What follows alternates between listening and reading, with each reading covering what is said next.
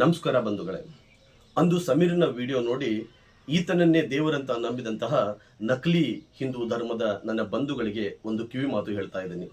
ಅದಕ್ಕಿಂತ ಮುಂಚಿತವಾಗಿ ನನ್ನ ಚಾನೆಲ್ ಅನ್ನು ಸಬ್ಸ್ಕ್ರೈಬ್ ಮಾಡಿ, ಲೈಕ್ ಮಾಡಿ, ಕಮೆಂಟ್ ಮಾಡಿ.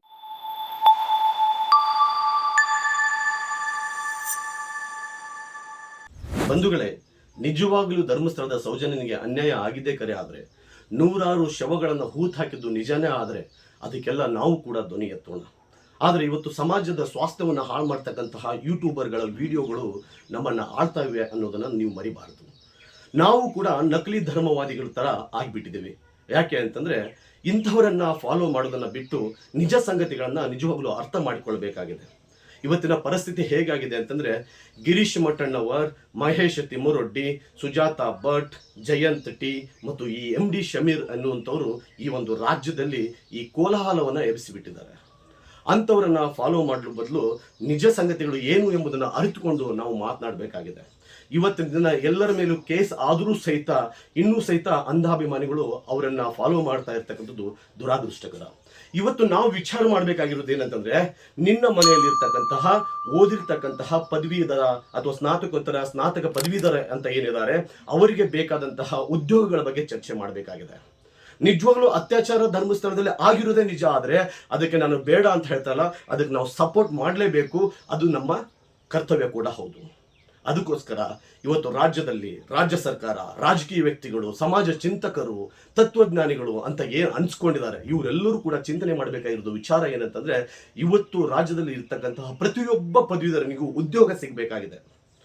ಇಂತಹ ಉದ್ಯೋಗ ಸಿಗಬೇಕಾದಂತ ಯುವಕರನ್ನ ಬಿಟ್ಟು ನಿಜವಾಗ್ಲೂ ಕಣ್ಣೀರು ಹಾಕ್ತಾ ಇದ್ದಾರೆ. ತಂದೆ ತಾಯಿಗಳನ್ನ ಬಿಟ್ಟು ಧಾರವಾಡದಂತ ಸಿಟಿ, ಬೆಂಗಳೂರಂತ ಸಿಟಿ, ದೆಹಲಿ, ಹೈದರಾಬಾದ್ ಅಂತೇಳಿ ಸಿಟಿಯನ್ನು ಓದ್ಲಿಕ್ಕೆ ಹೋದಂತ ವಿದ್ಯಾರ್ಥಿಗಳು ಪ್ರತಿದಿನ ಕಣ್ಣೀರು ಹಾಕ್ತಾ ಇದ್ದಾರೆ. ಉದ್ಯೋಗಕ್ಕಾಗಿ ಈಗಾಗಲೇ ಎಷ್ಟೋ ಎಕ್ಸಾಮ್ಗಳನ್ನ ಬರೆದಿದ್ದಾರೆ. ಅದರ ರಿಸಲ್ಟ್ ಇವತ್ತು ಬರುತ್ತೆ, ನಾಳೆ ಬರುತ್ತೆ, ನಾಡ್ದ ಬರುತ್ತೆ ಅನ್ನೋ ವಿಚಾರವನ್ನ ಚರ್ಚೆ ಮಾಡ್ತಾ ಇದ್ದಾರೆ. ಆದರೆ ರಿಸಲ್ಟ್ಗಳು ಬರ್ತಾ ಇಲ್ಲ.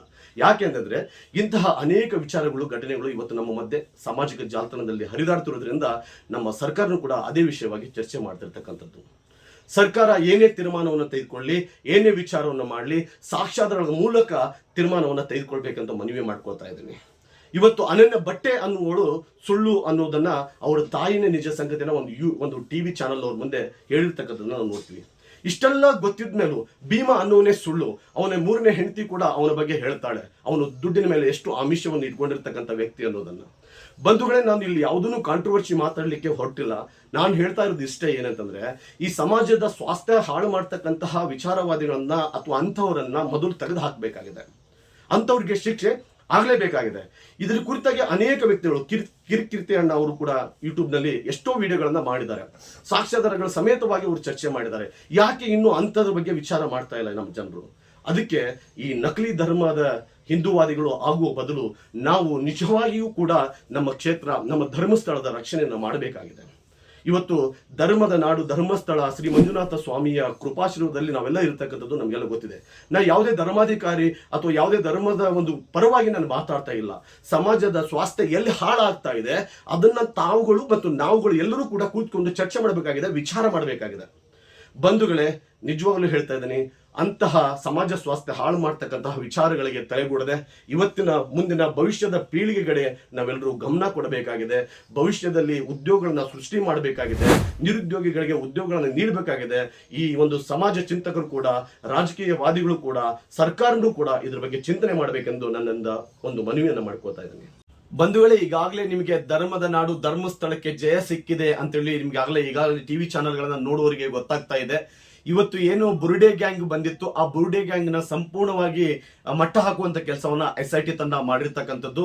ಈಗ ಆಲ್ರೆಡಿ ಏನು ಚಿನ್ನಯ್ಯ ಅನ್ನೋ ವ್ಯಕ್ತಿಯನ್ನು ಮಾಸ್ಕ್ದಾರಿ ಇದ್ದ, ಅನಾಮಿಕನಿದ್ದ, ಅವನನ್ನು ಆಲ್ರೆಡಿ ಇವತ್ತು ಅರೆಸ್ಟ್ ಮಾಡಿರ್ತಕ್ಕಂಥದ್ದನ್ನ ನಾವೆಲ್ಲ ನೋಡ್ತಾ ಇದ್ದೀವಿ.